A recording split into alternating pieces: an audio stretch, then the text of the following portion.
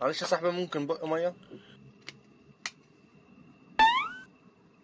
والله يا صاحبي عندي برد وخاف اعديك يعني. اه.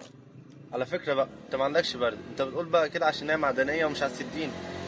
طب وليه ما تقولش بقرف اشرب مكان حد؟ بس ده ثواب ما ينفعش يفوتك.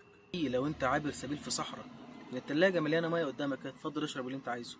طب افرض دلوقتي انا مش معايا فلوس، اشرب منين؟ على كل 50 متر هتلاقي كولدير، اشرب من اللي يعجبك يا حبيبي. انا اول مره اشوف حد بخيل في نقطه ميه. ما هي قبل ما تبقى مية هي في الاساس منتج. تفرق في ايه يعني؟ ما كلها ميه في الاخر. لا تفرق كتير طبعا.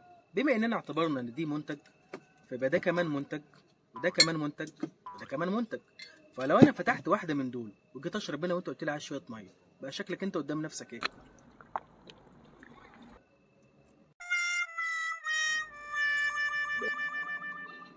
عجبك المنتج؟ ايه ده مش ميه؟